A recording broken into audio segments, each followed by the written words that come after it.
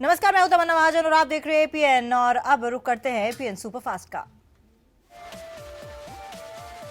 Ticket बंटवारे पर सारी अटकलों पर विराम लगाते हुए सपा प्रमुख मुलायम सिंह यादव ने 325 उम्मीदवारों की सूची जारी कर दी। उम्मीदवारों की घोषणा के बाद फिर से खेमाबंदी शुरू हो गई है। मुलायम सिंह ने साफ कहा है कि टिकट उसे दिया जाएगा जो जीत सकता है। उन्होंने कहा कि चुनाव के बाद ही मुख्यमंत्री तय होगा। इस लिस्ट में अखिलेश के कुछ करीबी मंत्री और समर्थकों के नाम नहीं होने से खलबली मच गई। वहीं शिवपाल समर्थकों में खुशी है। टिकट बंटवारे के बाद मुख्यमंत्री अखिलेश यादव के खेमे में सरगर्मी है। अखिलेश समर्थक नेता लगातार मिलने के लिए पहुंच रहे हैं। इन सबके बीच बड़ी कार्रवाई करते हुए मुख्यमंत्री अखिलेश यादव ने मुलायम सिंह के करीबी माने जाने वालों पर 2 दर्जा प्राप्त मंत्रियों पर गाज गिराई है। अखिलेश यादव ने आवास विकास परिषद के उपाध्यक्ष सुरभि शुक्ला को बर्खास्त कर दिया है। सुरभि के पति संदीप शुक्ला को भी बर्खास्त किया गया है। संदीप शुक्ला निर्माण निगम में सलाहकार थे। संदीप शुक्ला को सुल्तानपुर से विधानसभा का टिकट मिला है। दोनों मुलायम के करीबी हैं। सीएम अखिलेश यादव ने गुरुवार को सुबह 11 बजे सभी मंत्रियों और विधायकों की बैठक बुलाई है, जिसमें अखिलेश समर्थक नेता और मंत्री शामिल होंगे।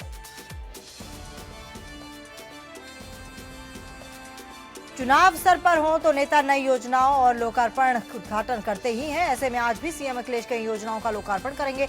अखिलेश आज मुख्यमंत्री आवास से स्वास्थ्य विभाग की योजनाओं का लोकार्पण और शिलान्यास करेंगे। गोरखपुर मेडिकल कॉलेज की 2 योजनाओं का लोकार्पण करेंगे तो बरेली में यूनानी मेडिकल कॉलेज का शिलान्यास करेंगे। ये कार्यक्रम मुख्यमंत्री आवास पर 1 बजे होगा। बात अमित शाह की। अमित शाह आज लखनऊ जा रहे हैं। अमित शाह शाम 5 बजे गोमती नगर स्थित इंदिरा गांधी प्रतिष्ठान में पंडित दीनदयाल उपाध्याय संपूर्ण वाङ्मय का लोकार्पण करेंगे। बताया जा रहा है कि अमित शाह करीब 1 बजे लखनऊ पहुंचेंगे और वहां से पार्टी के प्रदेश मुख्यालय पहुंचेंगे। वहां से 4:30 पर अमित शाह इंदिरा गांधी प्रतिष्ठान के लिए रवाना होंगे। कार्यक्रम में शिरकत करने के बाद शाह शाम 7 बजे दिल्ली के लिए रवाना हो जाएंगे। आज राष्ट्रीय लोकदल मथुरा में एक विशाल किसान अधिकार रैली का आयोजन करने जा रही है। कई सालों से खेती में नुकसान उठाते आ रहे प्रदेश के किसानों को उनके कर्ज से मुक्ति दिलाने की मांग को लेकर राष्ट्रीय लोकदल आज मथुरा में एक विशाल किसान अधिकार रैली का आयोजन करने जा रही है।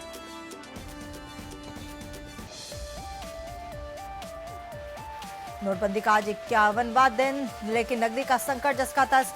सरकार और आरबीआई राहत के लिए तमाम कदम उठा रही है, लेकिन ये जनता को राहत देने में नाकाफी साबित हो रहे हैं। पीएम के मांगे 50 दिनों की मोहलत में अब सिर्फ चंद घंटे बाकी हैं। लिहाजा लोगों की नजर सरकार की ओर है। लोग ये जानना चाहते हैं कि आखिर पीएम और उनकी सरकार ऐसा कौन सा कदम उठाएगी कि जनता को फौरी राहत मिल पाएगी। सरकार पर विपक्ष का वार भी जारी है। तमाम विपक्षी दल पीएम के मांगे 50 दिनों को खत्म होने का इंतजार कर रहे हैं। उनके पास नोटबंदी से जुड़े सवालों की लंबी फहरिस्त है, लेकिन बड़ा सवाल अब भी यही है कि क्या 30 दिसंबर के बाद भी सिर्फ सियासत होगी या फिर जनता के लिए राहत का इंतजाम किया जाएगा। उन्हें एटीएम और बैंकों की लाइनों से मुक्ति मिलेगी और उनका नकदी का संकट खत्म कब होगा। भारतीय जनता पार्टी की तरफ से चंडीगढ़ में आज से विजय संकल्प यात्रा का आगाज किया जा रहा है। ये यात्रा हुसैनीवाल से शुरू होकर फिरोजपुर, फजिल्का, अबोहर, राजपुरा होते हुए जलंधर, लुधियाना, अमृतसर, होशियारपुर भी जाएगी। यह रथ यात्रा 8 दिन तक जारी रहेगी और बीजेपी के सभी 23 निर्वाचन क्षेत्रों से होते हुए 8 जनवरी को अमृतसर में समाप्त होगी। इस यात्रा में जो सबसे खास बात है, प्रदेश अध्यक्ष विजय सांपला के लिए बुलेट प्रूफ रथ बनाया गया है। बीजेपी की विजय संकल्प यात्रा की पार्टी ने पूरी तरह से हाईटेक रथ तैयार किया है। इस रथ में लिफ्ट लगी है, जिसके माध्यम से रथ के अंदर बीजेपी नेता जनता को संबोधन करने के लिए छत पर पहुंच जाएंगे। इसके अलावा रथ में डिजिटल व्यवस्था की गई है, जिसमें कंप्यूटर, लैपटॉप, प्रिंटर और अन्य सभी प्रकार की व्यवस्था है। बिहार के मुख्यमंत्री नीतीश कुमार की छठे चरण की निश्चय यात्रा आज नालंदा से शुरू हो रही है। 30 दिसंबर से को लखीसराय और शेखपुरा जिले की यात्रा करेंगे। इसके बाद 19 जिलों में उनकी यात्रा पूरी हो जाएगी। निश्चय यात्रा के दौरान मुख्यमंत्री 7 निश्चय की योजनाओं को प्रगति, शराबबंदी, लोक शिकायत निवारण अधिकार कानून का क्रियान्वयन, विधि व्यवस्था, अनाज खरीद आदि मामलों का जायजा लेंगे। इसके अलावा संबंधित पदाधिकारियों के साथ समीक्षा बैठक करेंगे।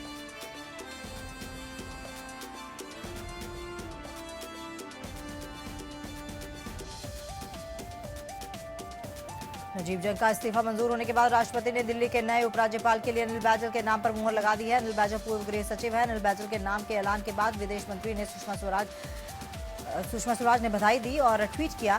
सुषमा ने कहा कि दिल्ली के लेफ्टिनेंट गवर्नर के तौर पर अनिल बैजल का स्वागत करती हूँ।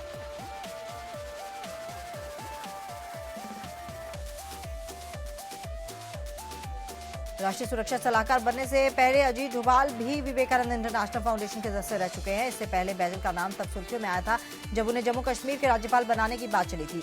बैजल अटल बिहारी वाजपेयी सरकार के दौरान केंद्रीय गृह सचिव पद की जिम्मेदारी भी संभाल चुके हैं। अनिल बैजल दिल्ली विकास प्राधिकरण के उप सचिव पद पर अपनी सेवा दे चुके हैं। साथ ही वो एयर इंडिया को CMD और प्रसार भारती के CEO पद पर भी रह चुके हैं।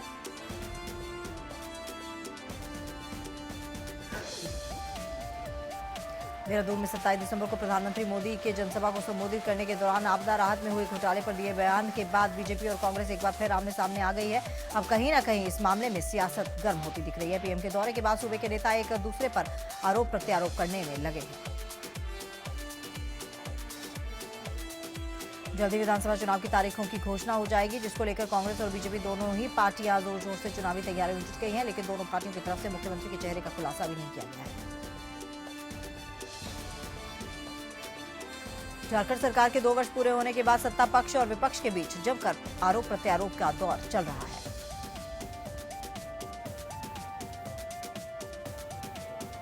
महाराष्ट्र में बीजेपी अध्यक्ष राव साहेब दानवे की मुश्किलें बढ़ गई हैं। राज्य चुनाव आयोग ने औरंगाबाद के वोटर्स को निगम चुनाव से एक दिन पहले रिश्वत लेने के लिए उकसाने के आरोप में दानवे के खिलाफ FIR दर्ज कराने के आदेश दिए हैं।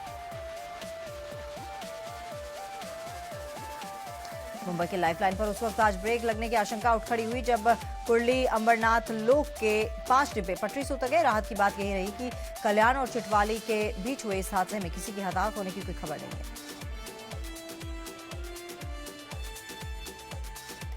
पाकिस्तान ने गुड जेस्चर के तौर पर पाकिस्तानी जेल से बंद 200 से ज्यादा मछुआरों को छोड़ा है। ये मछुआरे गुजरात के वेरावल इलाके के रहने वाले हैं। पाकिस्तान की गोवी ने इन मछुआरों को समंदर से पकड़ा था।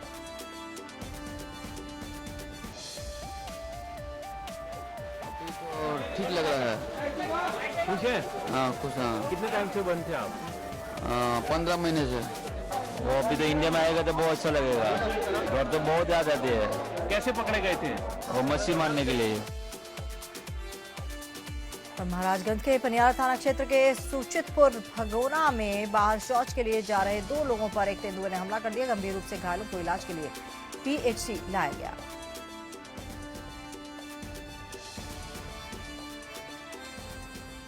रुकेंगे एक छोटे से ब्रेक के लिए। ब्रेक के बाद तुरंत हाजिर होंगे।